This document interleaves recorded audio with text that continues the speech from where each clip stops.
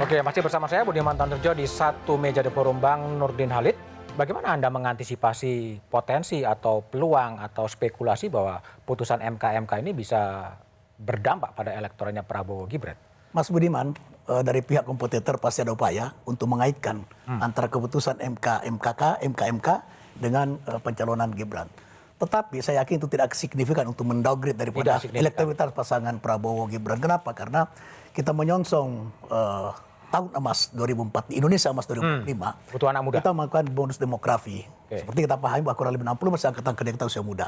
Maka kehadiran Gibran dalam kontestasi Pilpres ini itu adalah menciptakan spirit baru, semangat baru, dan bisa mensuhesti daripada seluruh anak muda bahwa mereka punya peluang untuk memimpin di negara ini. Oleh karena itu maka saya sangat yakin bahwa upaya daripada para kompetitor untuk menurunkan atau mendowngrade daripada elektabilitas pasangan ini itu salah sudah diantisipasi taktik dan strategi dan 51% oleh TKN dari 51 Julius Ibrani. Jadi Anda lihat gimana? Anda kan sering menguji materi dan melaporkan hakim-hakim konstitusi. Ini gimana ke depan Mahkamah Konstitusi betul-betul sebagai the guardian of constitution dengan sistem rekrutmen atau apapun juga yang terjadi? Ya, dari saya kasih contoh konkret. Tadi kalau Bung Usman contoh teori, saya kasih contoh konkret. Presiden Joko Widodo pernah menggunakan dalil etik dan moral publik dalam menerbitkan SKPP terhadap penghentian penyidikan terhadap Novel Baswedan dan Bambang Wijoyanto. Tujuannya agar kepentingan umum itu diakomodasi, tidak terjadi keributan, lembaga negara terpercaya. Nah, kalau ini tidak dibuka ruang publik untuk mengevaluasi siapa yang berkepentingan, siapa yang enggak, lalu titik konflik kepentingannya masih ada di MK, saya pikir tadi etik dan moral tidak akan terjaga, kepercayaan terhadap lembaga akan tetap hancur juga. Termasuk yang kami sampaikan dalam kemarin proses pemeriksaan, kami pakai bukunya Prof. Jimli. Buku ini yang dirujuk dalam pembelaan kami dan Joko Widodo waktu itu menghentikan proses. Nah, kami berharap untuk menjaga Mahkamah Konstitusi, ya kan bisa juga lah abang ipar bisikin adik iparnya mundur. Sudah gaduh negara kita. Baik, Bivitri, kita jaga. gimana kalau ada solusi agar tidak terjadi dispute konstitusional ke depan, solusi dalam posisi sekarang? Ya, jadi memang saya mau tekankan lagi, tujuan kami bukan untuk jaga-menjaga. Kami ini kan dosen ya, jadi bayangkan bahwa kami harus mengajarkan kepada mahasiswa kami, MK ini the guardian of the constitution, sistem politik kita begitu ideal dan lain sebagainya, tiba-tiba berantakan semua di lapangan. Nah, jadi dalam analisis politik saya di Kompas bulan lalu, sebenarnya saya sempat menulis bahwa misalnya ada salah satu yang saya kutip itu Tom Ginsberg dan Melton tahun 2014, dia pernah studi perbandingan di banyak negara. Dia bilang memang kecenderungannya menurut Tom Ginsberg itu yang namanya democratic backsliding dilakukannya dengan cara merusak rule of law. Jadi dia menemukan fenomena yang sama di banyak negara dan ini yang tengah terjadi di sini. Nah, solusinya menurut dia salah satunya untuk menjaga pengadilan konstitusional dimanapun di seluruh dunia, termasuk di Indonesia yang sudah terbukti sekarang, adalah dua hal. Pertama, menjaga supaya model rekrutmen hakim itu diperbaiki supaya lebih transparan dan mengedepankan kapabilitas. Jadi nggak cuma dianggap utusan DPR, utusan MA dan seterusnya. Yang kedua adalah sistem pengawasan. Nah, ini yang sebenarnya kita nggak punya loh. Kosong ya? Kosong, karena MK-MK yang sekarang ini ad hoc. Dan dari 2021 sampai 2023 ini sebenarnya tidak ada sistem pengawasan di MK. Makanya Julius berapa kali mengadukan segala macam, nggak direspon karena MK-MK-nya nggak ada. Nggak ada. Bayangkan sebuah sistem yang seperti ini. Oke, baik. Pengadilan Roni Talapesi. tapi tanpa kontrol. Ya, pertama adalah siapa yang mengintervensi ini menjadi menarik dan saya menyuruhkan supaya ini diselidiki lebih lanjut. Apakah melalui politik? Siapa yang mau nyelidiki? Apakah melalui politik atau melalui hukum? DPR. Angket gitu. Ya itu kan kewenangan dari teman-teman kan. Tapi saya menyuruhkan sebagai anak bangsa, ayo kita lihat apakah ada tangan-tangan yang coba mengintervensi dalam proses ini. Yang pertama. Yang kedua, kita ikut bangga bahwa ada anak muda yang ikut berkompetisi dalam Pilpres tahun ini. Tetapi yang masyarakat melihat saat ini adalah ada hal-hal yang melanggar norma, menabrak aturan. Ini yang menjadi tidak baik untuk kedepannya, Mas Budiman. Oke, baik. Tobas, tadi perlu diselidiki dengan hak angket gitu. Anda jadi inisiator. Ya begini, kalau kita lihat komposisi politiknya kan kita bisa lihat bagaimana yang di DPR partai-partainya itu berkumpul di mana saja. Jadi menurut saya secara politik agak sulit. Agak sulit. Agak sulit. Tetapi begini, kalau hukum itu kan sering disimbolkan dengan pedang, ya. Pedang bisa menebas banyak hal. Ya, oleh karena itulah maka orang yang memegang pedang itu dia harus bisa menahan dirinya untuk tidak menyalahgunakan pedang itu, termasuk juga menyalahgunakan pedang itu dalam hal menghancurkan hukum dan konstitusi. Nah kemudian publik ini juga punya nalar publik yang didasarkan pada akal sehat. Ya, ketika kita merasa sudah carut marutnya hukum dan konstitusi kita, ada intervensi kekuasaan terhadap peradilan, maka perubahanlah yang kita nantikan. Nah, jadi kita berharap ini memang harus dihentikan. Ini harus dihentikan. Caranya dengan apa? Ya kita lakukan perubahan. Lakukan perubahan. Oke, Mas Biadi, kalau dari Gerindra tawaran solusi seperti apakah tadi perubahan sebetulnya yang dirubah apanya? Begini awalnya, kalau saya melihatnya bukan siapa yang mengintervensi, siapa yang membocorkan. Siapa yang membocorkan? Oke. Ya, siapa yang membocorkan? Artinya bahwa ini kan rahasia negara. Rahasia negara dan siapa yang membocorkan ini. Pada saat ditanya semua 9 hakim tidak ada yang membocorkan. Berarti ada orang yang membocorkan, siapa yang membocorkan. Nah ini adalah tugas daripada pihak kepolisian, ya kan, untuk menyelidiki siapa yang membocorkan rahasia negara ini. Nah, ini kita melihat bahwa kalau kita bicara mengenai masalah hasil daripada kita memberikan MK yang baik, begitu kan, dengan kondisi yang sekarang ini. Tetapi bagaimanapun juga bahwa kita mengapresiasi apa yang sudah diputuskan MK ini dan kita menuju ke segmen berikutnya yaitu konsultasi pemerintah. Oke. Selesai. Ya.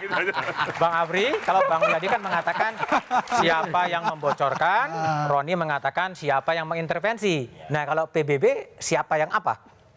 Kalau PBB, pertama keputusan MK harus kita hormati. Harus hormati. Ada yang puas, ada yang tidak. Biasa. Silahkan memakai jalur konstitusi. Oke. Kemudian yang kedua, tadi ada pertanyaan dari Bang Budiman bahwa ada dampak. Tidak ada dampak buat kami. Apapun keputusan MK kami siap hadapi. Dan tentunya kami malah sekarang agak kelabakan karena banyak sekali relawan, partai politik malah sudah bergabung. 9, terus unsur profesional, akademisi bergabung sehingga kami bingung mau di mana ini. Oh, jadi udah enggak 51, 55 dong kalau Udah gitu. naik lagi. Oh di bawah 50. Apa?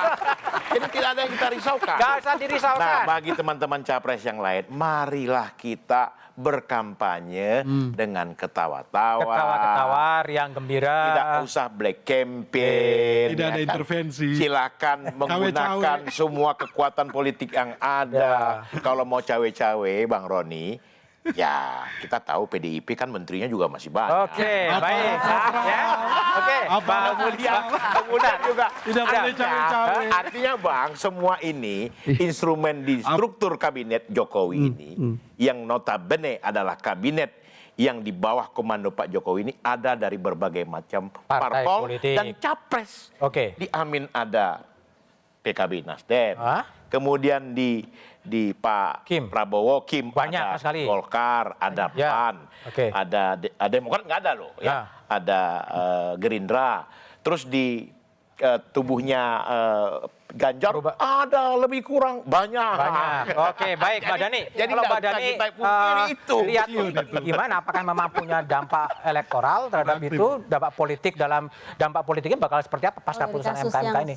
MK ini kalau saya melihat dampak elektoralnya ada tapi kecil. Kecil. Karena pemilih kritis kita kan ini mungkin akan dipikirkan oleh para pemilih kritis kita yang itu yang terpapar saja informasi seperti ini. Yang justru nanti yang bertarung kan di bawah. Di bawah. Karena gerakan 3 capres ini sekarang udah bergerak di bawah. Dan saya ingin menggarisbawahi bahwa ini yang bertarung ini anak presiden petahana. Satu yang bisa saja ya kita harus awasi kemungkinan intervensi kekuasaan, netralitas penyelenggara negara gitu ya, karena yang sekarang bersaing adalah satu orang anak presiden petahana yang dapat saja menggunakan presidential toolbox-nya. Oke, tapi kan Pak Jokowi udah bilang netral. Ya oke, tapi kan yang namanya bawahnya ini kan bagaimana? Jadi maksud saya pesan dari putusan MK ini adalah nggak hanya pada sisi ini saja, tapi juga bagaimana kita masyarakat sipil mengawasi proses pemilu ini, terutama netralitas TNI Polri, netralitas birokrasi, kepala daerah, ya dari penyelenggara negara gitu, dan juga bagaimana karena jangan sampai taman bermainnya ini, playing fieldnya ini tidak setara. Tidak, oke. Usman Hamid, jadi kalau Usman lihat ini gimana setelah karut-marut prahara pertama, prahara kedua di MK, sebaiknya desain ke depan MK ini jadi seperti apa, Man? MK tetap harus menjadi the guardian of constitution. Dia harus menjadi institusi yang kuat dalam membangun accountability dari pemerintah yang berkuasa. Seorang presiden kalau dia melakukan perbuatan tercela, melanggar konstitusi, hanya bisa di-impeach misalnya salah satunya oleh Mahkamah Konstitusi. Jadi kalau Mahkamah Konstitusinya tidak adil, saya kira akan sulit. Nah yang kedua dampaknya ke depan, saya khawatir ini. Sistem elektoral kita, sistem integritas elektoral kita akan dinilai buruk oleh lembaga-lembaga indeks-indeks demokrasi dunia maupun juga indeks demokrasi oleh Biro Pusat Statistik. Selalu ada 3 ukuran. Yang pertama, apakah masih ada kualitas yang tinggi dalam ruang kebebasan untuk mengkritik. Itu kita sudah dinilai lemah. Yang kedua, apakah masih ada oposisi partai politik? Itu juga lemah. Dan yang ketiga, sistem integritas elektoralnya. Nah, saya khawatir, yang bermasalah ya? Jangan-jangan ya kalau saya jadi Golkar, saya akan perjuangan Pak Erlangga. Tapi karena Pak Erlangga kemarin ditekan dalam proses hukum, baru kemudian... ditekan dalam proses hukum. Pak Palguna cukup singkat ya. Jadi gimana jalan keluarnya setelah MK itu memutuskan seperti yang kita lihat bersama, jalan keluarnya gimana agar semuanya bisa smooth dan lancar, tolong singkat. Jalan keluarnya singkat, besok ada pemilihan ketua dan wakil ketua, ini adalah momen yang paling krusial bagi Mahkamah Konstitusi untuk mengembalikan dirinya dalam waktu dekat. Pilihlah ketua dan wakil ketua yang bisa segera mengembalikan marwah Mahkamah Konstitusi, setidaknya secara simbolik dulu. Jadi itu kan. Yang kedua, yang terakhir, beberapa detik lagi Mas Budiman, ini saya mau pesan sama teman di DPR ini ya, ada beberapa nih dari DPR. Tolonglah hentikan itu usaha-usaha untuk mengutak-atik undang-undang Mahkamah Konstitusi yang mau mengubah sehingga lembaga pengusul bisa merekol hakim konstitusi. Teorinya dari mana itu? Saya belajar beberapa nggak ada itu.